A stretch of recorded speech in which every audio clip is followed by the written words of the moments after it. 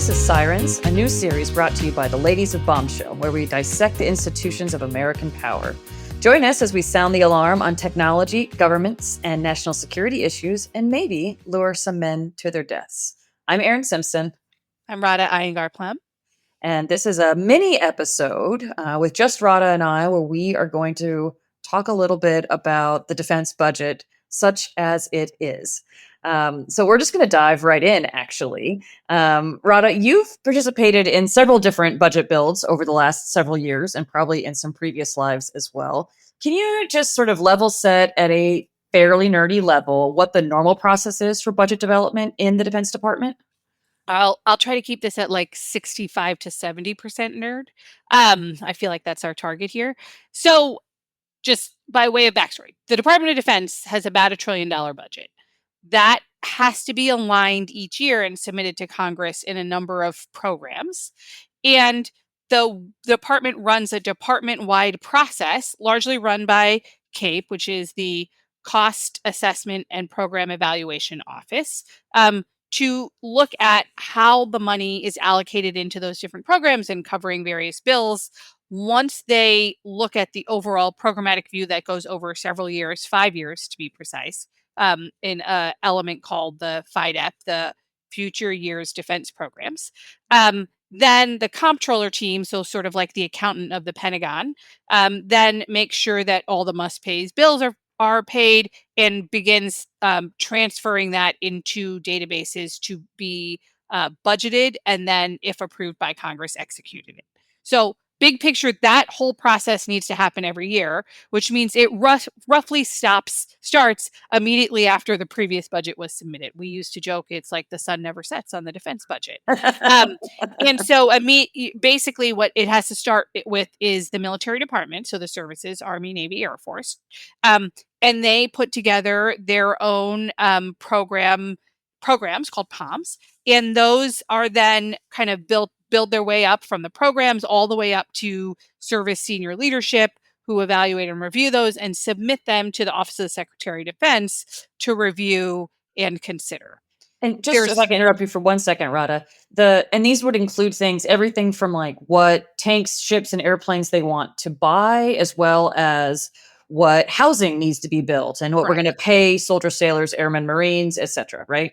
Exactly right. And it includes all kinds of different things. So what we want to buy, but also what things do we want to invest in research and development for, because we may want to buy them in future years. What land do we need or not need for our programs to be on, and so on and so forth. So everything that's going to cost money needs to be considered and basically racked and stacked through this process. And that goes through a whole then set of senior level management meetings hosted by the Deputy Secretary of Defense that assesses different trade-offs, how these different investments meet goals or ideally a strategy, and then makes a final budget that's then sent over to the Office of Management and Budget at the White House. There's some back and forth there, and ideally in something like the fall or winter. So basically budgets are usually submitted in the spring from the president, from the White House to Congress. So working your way backwards from that, usually you want to get to a final negotiation with Department of Defense in the fall. Sometimes that bleeds into the late fall, early winter, but you want to lock all of that down because that's a large part of the budget. It gets packaged together with the White House material and then submitted to Congress because Congress approves budget. And just two notes on that. One is when it's submitted, there are usually like a lot of briefings. The deputy secretary hosts a briefing, then the comptroller talks about some level of investments, then each of the military departments talks about their priorities, and there's a robust public conversation, both justifying the budget, but also like clarifying lots of things in that budget.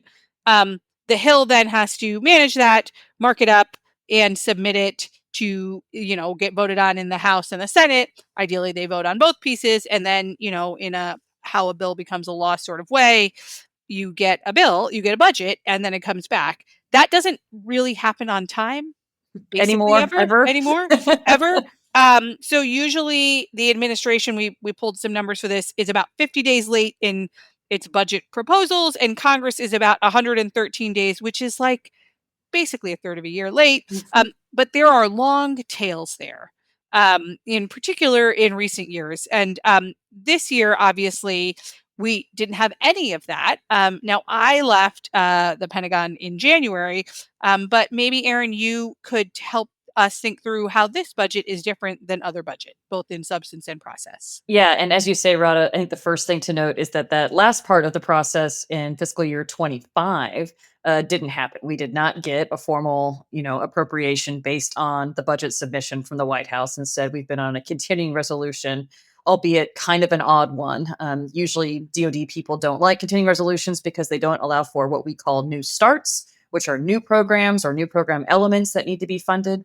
This one maybe kind of sort of does. I'll be honest, I'm not 100% sure because I'm not in the building, but it's not quite as dire or restrictive as it could be. But it's definitely based on FY24 levels with kind of some zhuzhing. That actually really jumps out when you look at some of the budget materials that are available on the comptroller website. So that's kind of the first thing that we're operating on a continuing resolution. Second, this year's budget request for PB 26 was submitted super late, like late June. Usually, you would target February and hope to you would be out by March, right? Like that's sort of a normal course of order. First year of an administration, you almost always get a bit later, and so you're really trying to target sort of May. But late June, it was so late that the HAC-D started marking, sorry, the House Appropriations Committee for Defense started marking before there had even been a formal submission.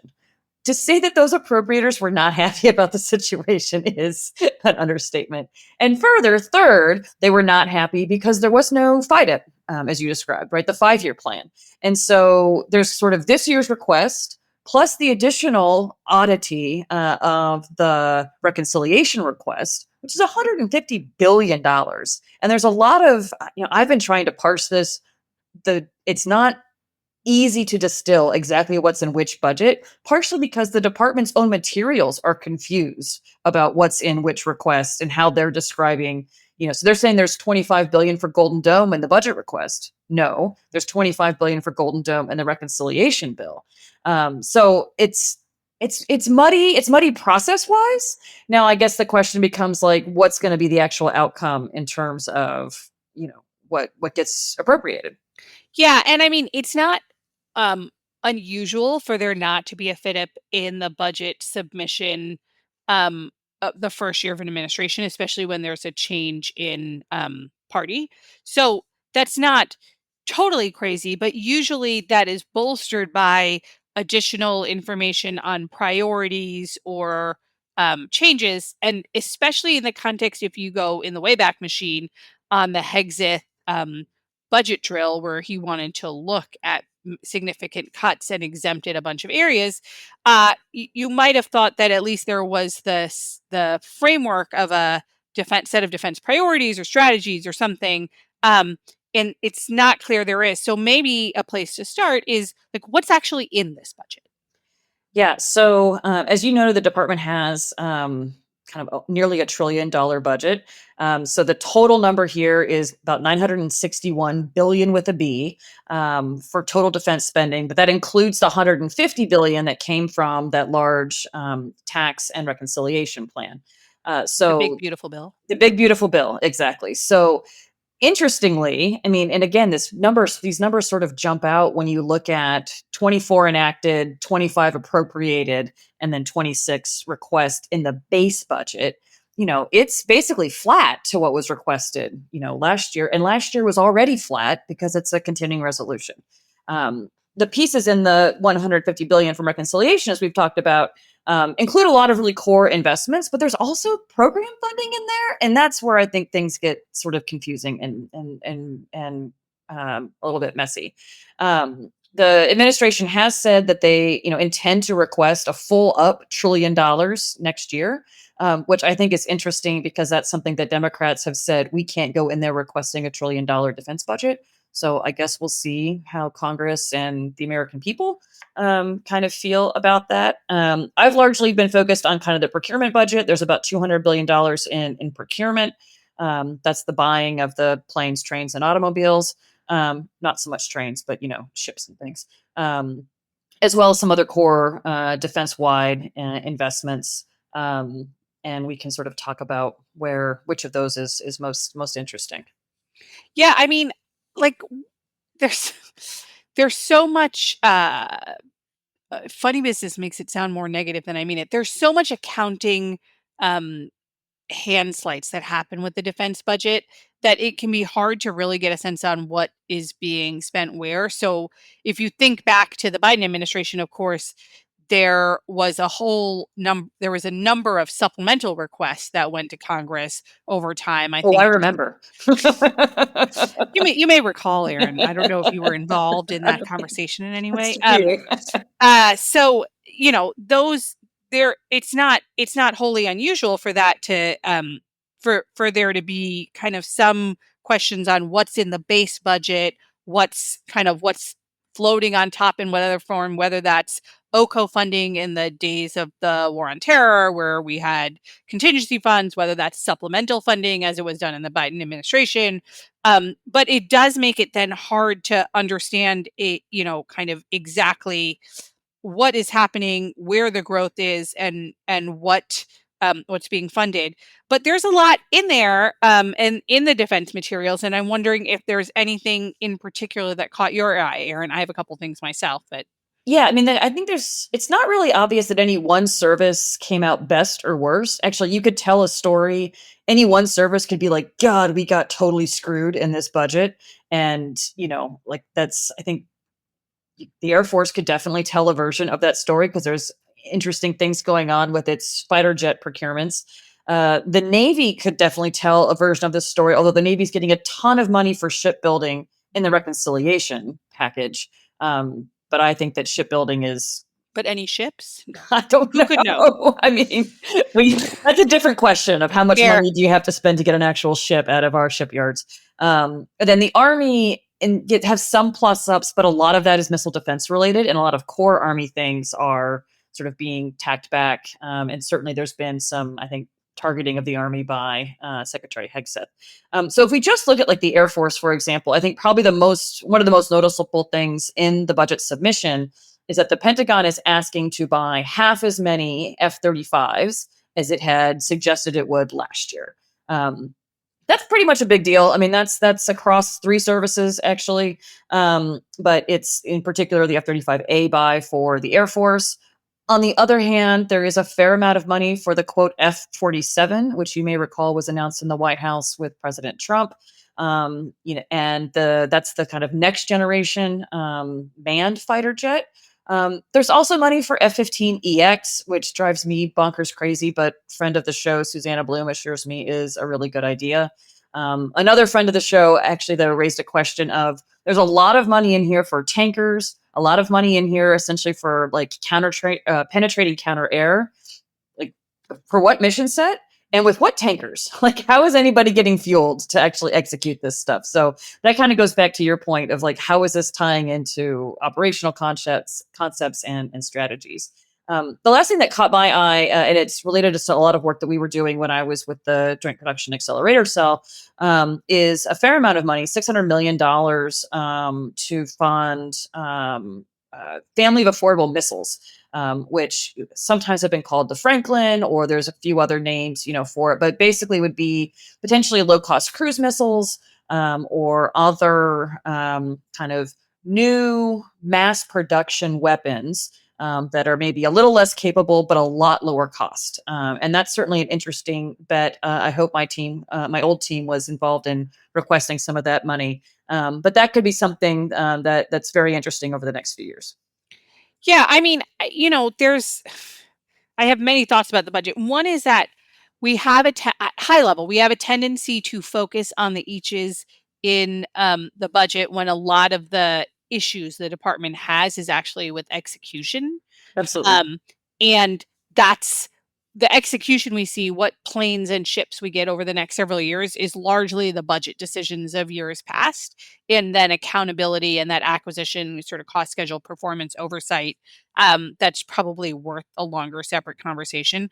I will say it's notable that, especially in light of the recent drone memo delivered to the secretary of defense via drone, that there's, good investment in autonomy. So there's autonomy work across the services, a little over 13 billion next year.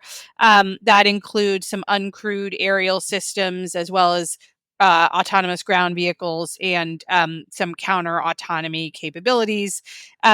They're also there's a lot of little drips and drabs on AI throughout the bill. I was particularly interested in a relatively small but interesting budget item, a new project, a new program element for Cyber Command, creating a artificial intelligence for cyber operations program under its Cyber National Mission Force. So it's a relatively small dollar amount, but it is intending to conduct and develop pilots while investing in sort of those underlying infrastructure and leveraging commercial capabilities.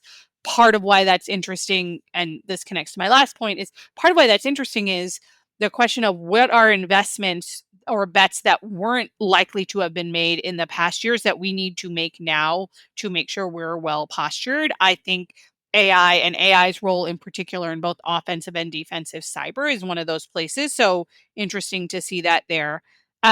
But I'll note, just in terms of gap, for me, the big gap is less in what's in the budget or not in, but the complete lack of any real framework against which to judge the budget other than that it's close to $1 trillion. Like, what is the strategy? What are the priorities? How are decisions and priorities and trade-offs made? Are we keeping with the China pivot?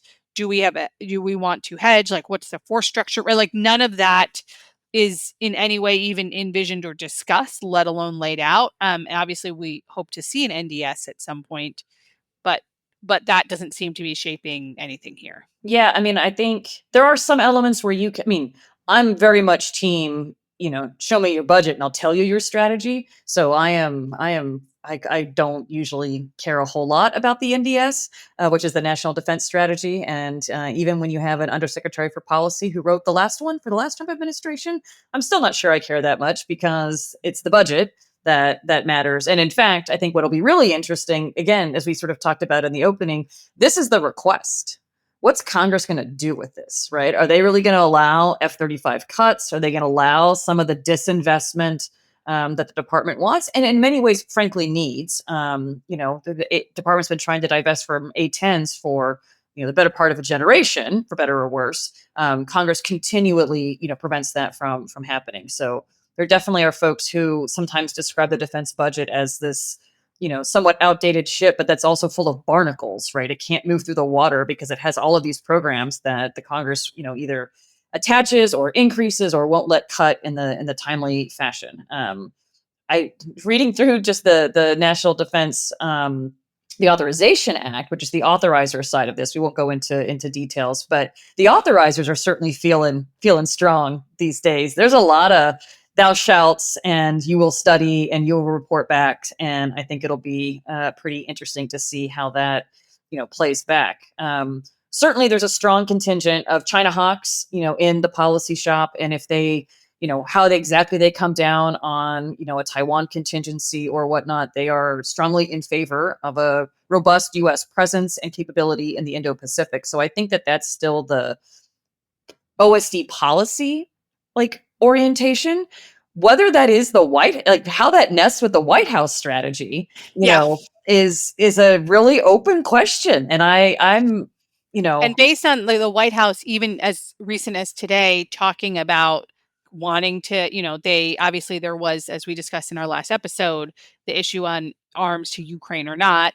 Now a real lean in by the president on arms to Ukraine and new approaches to arms to Ukraine unless they can get to a deal. So, that is, I hear you on the show me your budget, tell me your strategy. I do think you got to know, at least have a vector for where you're aiming and then assess how good you did at your aim. And I can assess them on my vector, but it would be great to have a sense of where they're aiming. And that is very much a moving target now. Yes, I would agree. Well, the Senate will do some markup here, I think, rather shortly. So maybe we'll get some insights from folks as that process takes place. But any final words or thoughts on this year's very exciting budget drill?